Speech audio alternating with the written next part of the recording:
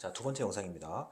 자, 15쪽, 16쪽, 17쪽까지 있는 얘기인데 그 강의 아마 그 자료, 강의 자료에 보시면은 그 장애 개념이라고 돼 있고요. 그 다음에 일반적인 장애 개념이라고 돼 있어서 아마 네모칸에 써 있는 그 부분입니다.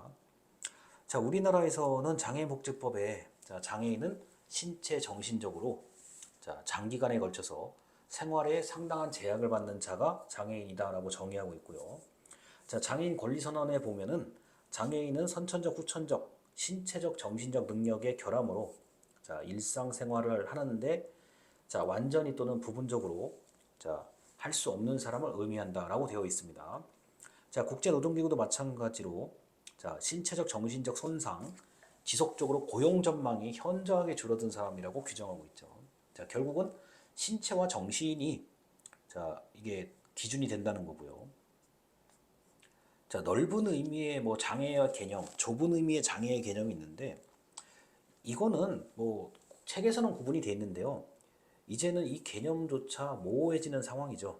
자, 좁은 의미의 장애라고 하는 것은 신체 또는 정신 기능의 저하, 이상, 상실 등을 말하는 건데 넓은 의미의 장애의 개념은 자, 사회 환경까지도 포함을 한다라고 되어 있습니다. 자, 근데 사회 환경까지 포함한다는 얘기는 이거는 조금 더 넓은 개념이에요. 그래서 우리 사회복지의 영역을 조금 더 벗어나서 자, 학교, 지역사회, 자, 그리고 때에 따라서는 자, 그 치안까지 다 포함하는 개념이라고 할 수 있습니다. 자, 예를 들어서 뭐 그 내가 살고 있는 주변의 환경이 이건 그 아주 뭔가 일반적이지 않다라고 한다면 그로부터 영향을 받을 수도 있는 거죠. 자, 그러다 보니까 그 아주 장애의 개념은 다양하다고 할 수 있습니다. 자, 그리고 이제 장애 개념의 분류 17쪽에 장애 개념의 분류인데요. 자, 세계보건기구에서 제시하는 기준들이 있는데 18쪽에 잘 나와 있습니다. 자, 18쪽을 먼저 볼게요. 자, 그 맨 위에 보면은 손상, 능력장애, 사회적 장애라고 되어 있습니다. 그래서 손상이라고 하는 거는 자, 이제 우리가 가장 흔하게 알고 있는 장애의 개념이요. 자, 생리학, 의학적으로 봤을 때, 자, 뭔가 신체에 큰 문제가 생기거나, 자, 정신적 기능이 큰 문제가 생겼을 때를 손상이라고 얘기를 하죠. 자, 이건 대체적으로 돌이키기가 매우 어려운 상황에 있는 경우입니다. 자, 그래서 이 장애 분류 기준이 뭐 여러 가지가 있는데, 강의 자료에도 이제 장애 개념의 분류라고 되어 있고, 뭐 영어 단어로 ICIDH라고 되어 있는데요. 뭐 이렇게까지 이제 그 우리가 구체화되어 있는 기준이 있고요. 이 기준은 상황이나 시대가 변할수록 아주 극도로 전문성이 높은 사람들이 모여서 이 기준을 새롭게 바꾸기도 합니다.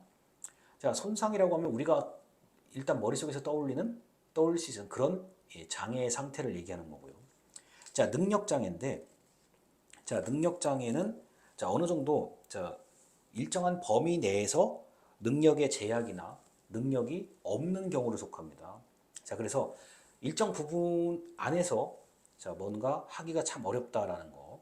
자, 그래서 뭐 시력장애, 그 다음에 그 보행장애, 그 다음에 뭐 예를 들어서 손가락 등의 절단되는 이런 형태의 장애인데, 자, 특정 부분에서는 굉장히 불편한 그런 수준의 장애를 얘기하고 있습니다. 자, 그 다음에 사회적 장애입니다. 사회적 장애는 자, 연령, 성별, 뭐 사회 문화적인 어떤 그 원인에 따라서 정상적인 역할을 하기가 어려운 그럴 때의 불이익을 얘기하는 거죠. 자, 그래서 이런 그 개인과 환경에 따른 문제를 장애라고 표현을 하고 있습니다. 자, 이런 건 이제 핸디캡이라는 영어 단어인데 핸디캡이라는 거는 내가 가지고 있는 약점을 얘기해요. 이건 어떻게 보면 장애일 수도 있지만 약점이죠. 또는 아, 내가 분명히 저거 분명히 내가 잘 할 수 있는데도 불구하고 어떤 법이나 제도가 뒷받침되지 않는 경우 또는 가로막혀 있는 경우 이런 경우들을 우리가 사회적 장애, 핸디캡이라고 얘기할 수 있죠. 자, 그래서 1차적인 손상, 2차적인 능력 장애, 3차적인 사회적 장애로 구분을 할 수가 있다라고 합니다. 자, 그런데 그 이게 그 장애라는 것을 저 굳이 정의하지 말아야 한다는 주장들도 있어요. 자, 책의 19쪽에 그런 얘기가 나오는데, 자, 이 장애라는 것을 정의하는 것 자체가 이게 오히려 더 불편함을 가져올 수 있다라는 그런 뜻으로 이해를 하시면 되겠습니다. 자, 그래서 이 장애의 개념이라고 한다면 손상, 능력 장애, 사회적 장애까지 여러 가지들이 있죠. 자, 그래서 이렇게 장애 개념의 분류를 1차원, 2차원, 3차원으로 볼 수가 있습니다. 자, 그런데 자, 이 강의 자료에 보면요. 어떤 게 있냐면요. 자, 그 장애 개념의 분류라고 되어 있는 부분이 있어요. 자, 장애 개념의 분류에 ICIDH-2번이라고 되어 있는 게 있습니다. 자, 거기에 보면은 이런 게 있어요. 교재로는 19쪽의 맨 아래줄 아래 문단입니다. 자, 장애의 개념과 분류 기준을 제시했는데, 자, 손상, 활동장애, 참여의 장애로 자, 구분하고 있다. 자, 이 두 번째 그 개정된 분류의 특징은 아까 첫 번째 기준하고는 다소 다르다라고 볼 수 있습니다. 자, 그래서 그 기준이 조금 더 이제 세분화된 거죠. 자, 그래서 20쪽의 표를 보면은 자, 강의 자료도 표가 그대로 있습니다. 자, 손상, 활동, 참여, 상황 요인으로 4개로 나누게 되죠. 자, 그래서 손상은 우리가 보통 신체에 어떤 문제가 생기는 경우, 정말 신체가 손상되는 경우를 얘기하는 거고요. 자, 활동이라는 거는 자, 개인의 활동이 제한되는 그런 의미를 가지고 있고요. 참여는 자, 어떤 상황에 자, 나는 이곳에 참여하고 싶은데 그 상황이 내가 참여하지 못하게 한다든가 이런 것들을 얘기할 수 있는 거죠. 자, 그다음에 이제 상황 요인이라고 하는 거는 자, 말 그대로 이제 장벽, 어려움. 아, 나는 이거 진짜 잘할 수 있는데 왜 나를 못하게 하는 거지? 이런 거를 얘기하는 겁니다. 자, 그래서 20쪽의 표 아래를 보면 바로 아래줄에 이런 문장이 있습니다. 자, 장애의 개념이 자, 크게 확대되는 것을 의미한다. 자, 개인뿐만 아니라 사회 환경의 맥락이 강조되고 있다. 맞는 말이죠. 자, 그리고 그 참여의 제한도 일종의 장애가 될 수 있다는 겁니다.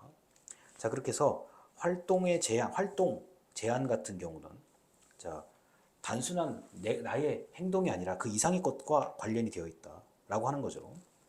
자, 그래서 그 두 번째 이 개정된 개념 같은 경우는 사회적 맥락을 더 많이 고려를 해서 자, 아까 전에 첫 번째 기준은 3차원이었다면 이번에 기준은 4차원으로 늘려졌다라고 보시면 되겠습니다. 자, 그래서 이렇게 가면 갈수록 자, 가면 갈수록 좀 더 장애의 구분이 그 세분화되고 있다는 점인데 사실 그런데 이거는 교과서에서는 이렇게 딱 끊어지게 설명이 되어 있지만 막상 이게 복합되어 있는 경우들이 많죠.